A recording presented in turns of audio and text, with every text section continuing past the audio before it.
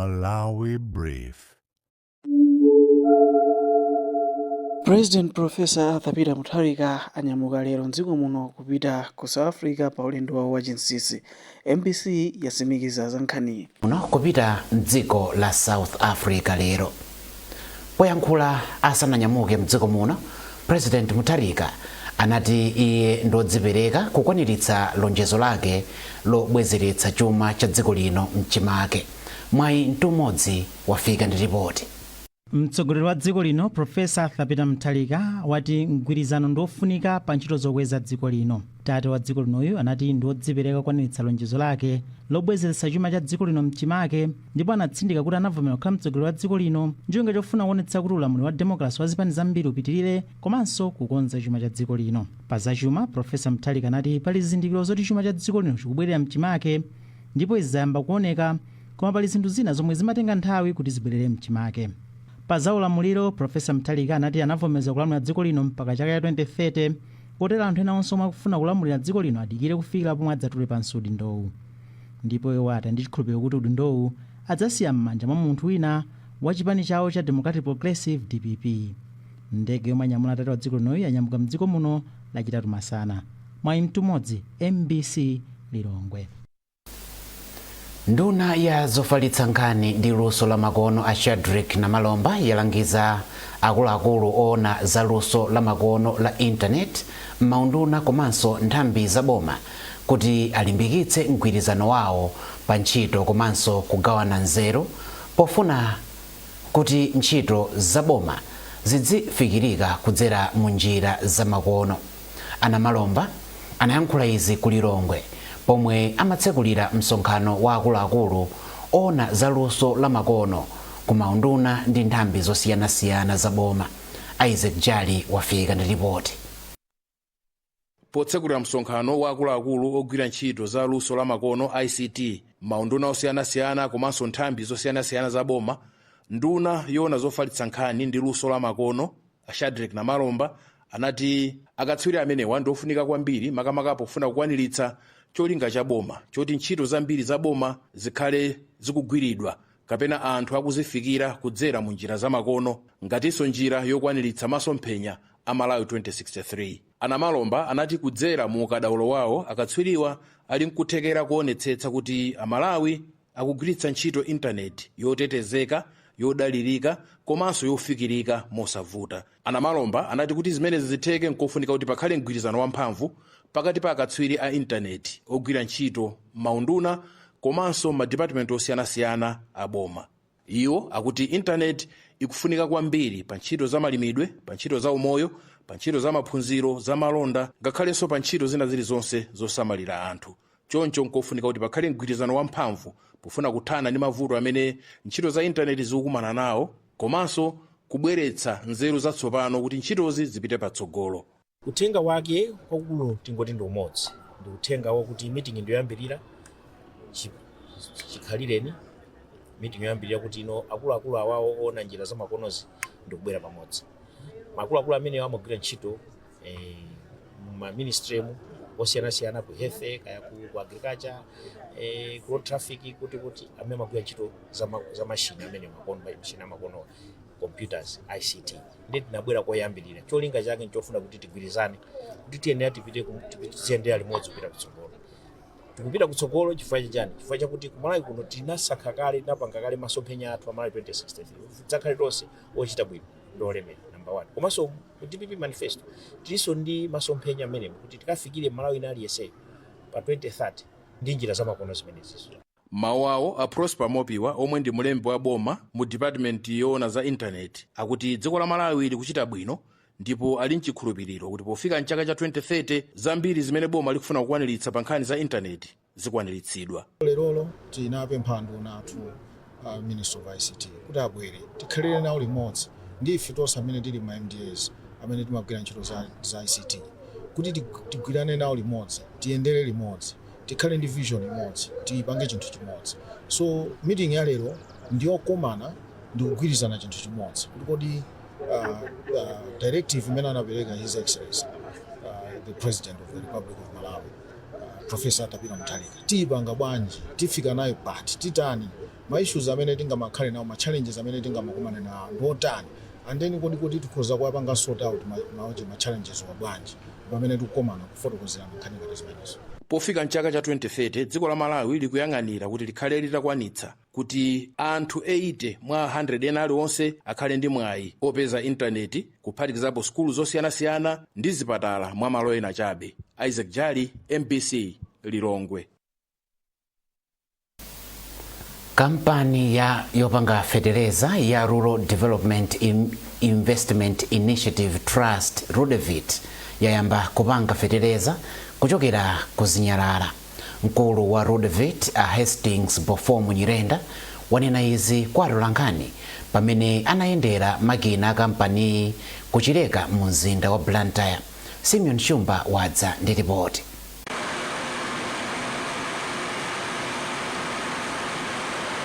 Atadikira kwa nthawi yayitali, kampani ya Rudevit tsopano yayamba kugaya fetereza. Hastings Bofomu Nyirenda oba mpando wa kampani iyi. Chachikulu ndi chisangalalo kuti nkhani yomwe tinkayikamba mu zaka zapitazi apo ndi apo mwena nkakayikira kuti kodi zidzatheka izi zatani, koma tili chisangalalo chachikulu kwambiri kuti tikutha kuona panopo kuti mafruits a project imene yamba kutheka ndi umamuona fetereza otengera kuti fetereza imene tikumpanga konkuno ku Malawi ndiponso ndi ochokera so ku materials ake akonkuno alokolo omwewa zomwe enafe tikutaya ngati zosayenerera zomwe tikuzigwisa ntchito. Muzaona kuti timpange produce mtengo wake ndiwomvekelera kwambiri poyerekeza ndi momwe angapezere ndi wina umene ochokera mwina kunja kwa dziko lino. And so kopatira podekera kuti ndi fetereza obwezera nthaka momwe alilimu aliyese womutenga think azamuona ngati chinthu chothandiza kwambiri kuti ngakhale jeni nthaka inayamba kusokonekera umundumu pozolowera kuti fetereza ujayo ndi kusowa kwa fetereza ndi nthaka ijayo kuga apapa nthaka chitani itha kubwerera bwino. Kuti kampani iyi ili kuthekera kotani pogaya fetereza? Tsono machini iwa anapangidwa kwa opangawo kuti tipanga produce amati 3 metric tons per hour kapena 3000 kilograms per hour or kapena 50 kilogram bags per hour or kapena 1 bag per minute. Tingotero ndi mmene alili machine. Pakadali pano anthu oposa makumi asanu 60 apeza kale mwayi wa ntchito pa kampani iyi. Ine zinanga ndi pamwe akazinde machokera mudzi wa Dango kapena Komba ndiba kulosoka matumba ngati kuyeza mageji akwana ngati magwira ntchito ngati bwa wa kampani nakosanga fa malizeni siku yathu timapeza mwayi wa ntchito. Kampani imene bwa mudzi mwathu moti naona chopambana kwambiri panapeza mwayi wa ntchito ndipo tikugwira ntchito. Nanga ntambira chela ndili mashine obalera kumasoka matumba. Tinonyadira kwambiri kwa achinyamata tikutha zochita komanso tikutha fertilizer ochipa. Simeon Shumba, MBC, Chileka, Blantyre. Kwa zaka zambiri kuphunzira maphunziro a sayansi kwakhala kukoneka kuvuta kwambiri makamaka kwa amayi. Koma maganizo amenewa akusintha pamene atsikana ndi amayi ambiri akuphwanya zopinga ndiponso akuchita zazikulu pa ntchito za sayansi ndi luso latsopano. Edith Kaira wadza ndi zambiri mulipoteri. Kwa ana ambiri kuona makolo akuvutika kumapweteka mtima, koma kwa mtsikana wina Beatrice Alipiri zimenezi zinakhala chiyambi chomulimbikitsa kufunafuna yankho. Kuona mayi ake akuvutika kuti apeze zokolola zabwino kunamupangitsa kukhala ndi chidwi ndi sayansi komanso luso la zatsopano. Pofunitsitsa kubweretsa kusintha, Beatrice adapanga njira ya ulimi yomwe imathandiza kulima mbewu popanda kudalira nthaka yokha. Luso lake silinangothandiza kuthana ndi limodzi mwa mavuto a ulimi, komanso lamupatsa kutchuka mdziko muno ndi kunja kwa dziko. Wophunzira wa chaka chachitatu ku Luwanayu adapambana ena onse pa mpikisano chifukwa cha zomwe adapanga, zomwe zindapatsa mwayi koyimira Malawi ku Berlin ku Germany pa mpikisano wa Agriculture Engineering Falling Walls Lab 2025. Sikana amene amaopa nditha kuwauza kuti asamaope chifukwa chokuti chili mwa iwo kuti akhale kale anzeru, chifukwa choti munthu ukamabilikira umanena zoti zingakwanisa ndipo suzakwanisa, koma munthu ukayamba umalephera kena kumazikuza soweka choncho kena kumazafika pamene ukufuna. Ndifuna nditafika pakuti ineyo ndikuthandiza anthu ana asiya kugona ndi njala, anthu okuti akumakolola zochepa akukwanisa kukolola zambiri, ineyo ndi pamene mafuna nditafika. Nkhani yake ndi imodzi mwa zitsanzo zambiri za amayi omwe akupitiriza kuchita bwino pa sayansi ndi luso la zatsopano. Mmodzi mwa iwo ndi Vice Chancellor yemwe akumaliza ntchito yake pa Malawi University of Science and Technology MUST, Professor Adres Malata. Kwa zaka 10 zapitazi akhala akutsogolera yunivesitiyi pa nkhani za chitukuko, polimbikitsa kafukufuku, luso latsopano komanso kuchita bwino pa maphunziro. Utsogoleri wawo walimbikitsa atsikana ambiri kuti alowe mchito za sayansi. Ndayenda ulendo othandizidwa ndi Mulungu.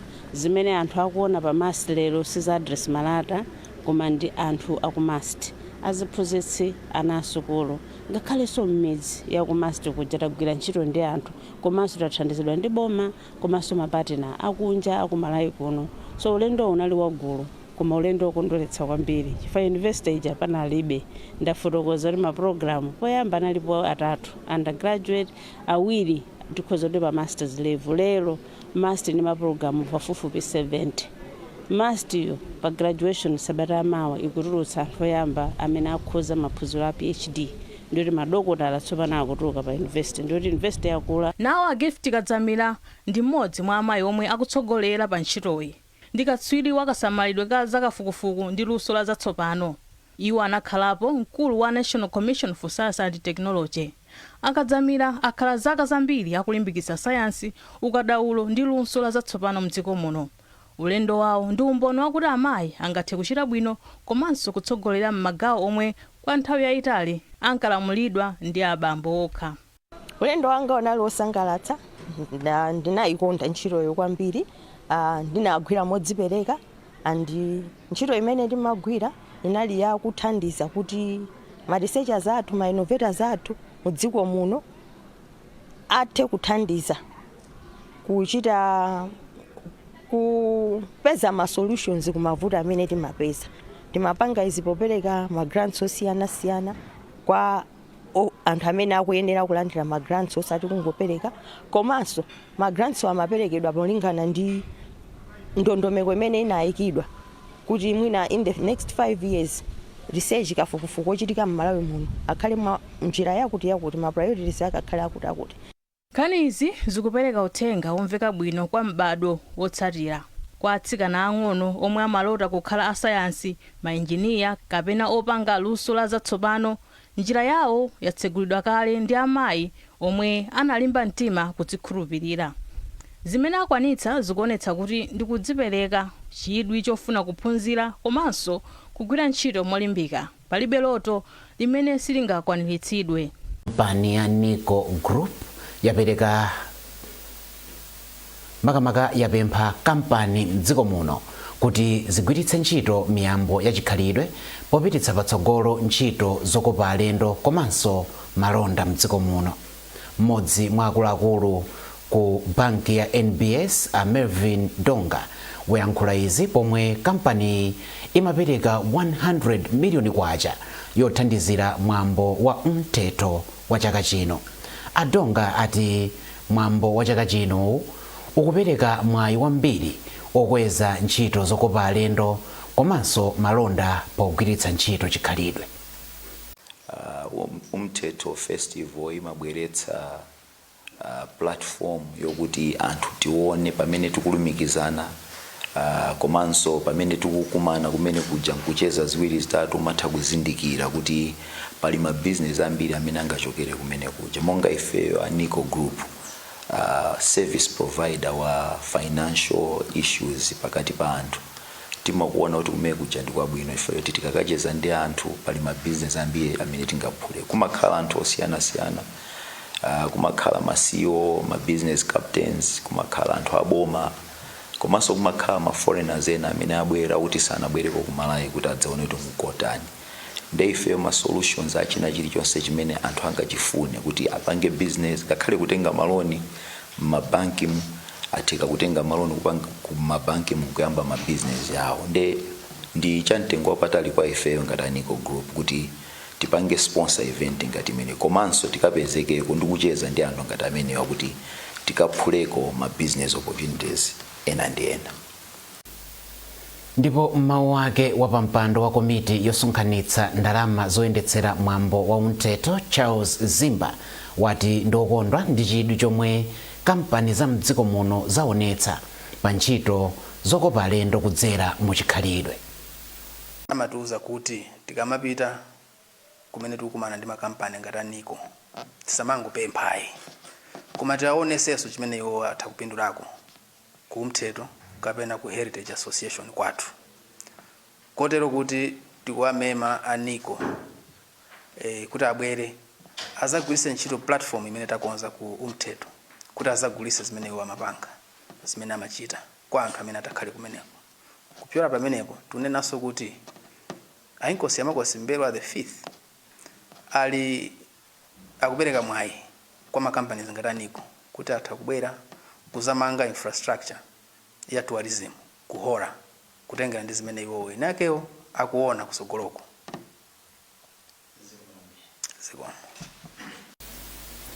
Padakali pano inkosi yamakosi Mbelwa 5 ya mboma la Mzimba yati ikuyembekezera kuti mwambo wa chaka chino wa umteto ukhala wapamwamba. Poyankhula ndi MBC, inkosi Mbelwa yati ndi thandizo losiyanasiyana lomwe anthu ndi kampani zakufuna kwabwino apereka, akuyembekezera kuti komiti yomwe ikuyendetsa zokonzekera mwambo wa chikhalidwewo omwe wayamba lero pa 5 mpaka pa 8 ichita dongosolo loti mwambo wa chaka chino ukhale osayiwalika. Tili ndi ripoti la Chisomo Manda. Chaka chilichonse maka mwezi wa August angona ku Mzimba amakhala ndi mwambo wa umteto omwe cholinga chake chachikulu ndi kufuna kulimbikitsa ndi kusunga chikhalidwe cha angoni. Mwambo omwe umachitikira pasi pa phiri la Hora mboma la Mzimba, mwazina kumakhala magule zakudya zosiyanasiyana zomwe angona amakonda monga nyama. Ndiye pothirapo ndipanga pamomwe zokonzekera za mwambo zikuyendera, inkosi yamakosi Mbelwa yachisanu inati ndi zosangalatsa kuti mwambo umteto ndi umodzi mwa mwambo wa zachikhalidwe omwe umakonzedwa mwa dongosolo. Iwo anati izi zili chomwechi kamba kuti makampani ndi anthu akufuna kwabwino akhala akuthandiza mwambo. Mafumu akuluakulu kuchokera ku mayiko osiyanasiyana, andale ndi ena mwa alendo oyitanidwa omwe akuyembekezeka kupezeka ku mwambowo omwe uyambe pa 5 mpaka pa 8 August. Somanda, MBC News, Mzuzu. Anthu ochuluka anakhamukira ku bwalo la Nyambadwe mu mzinda wa Blantyre komwe akhazikitsa mwambo wa zoyimbayimba nyimbo zachikhalidwe wa Sounds of Malawi Music Festival. Bungwe la Jacaranda Foundation ndi lomwe lakhazikitsa mwambowo mogwirizana ndi konsolo ya mzinda wa Blantyre BCC. Zambiri mu ripoti la Simeon Boyce.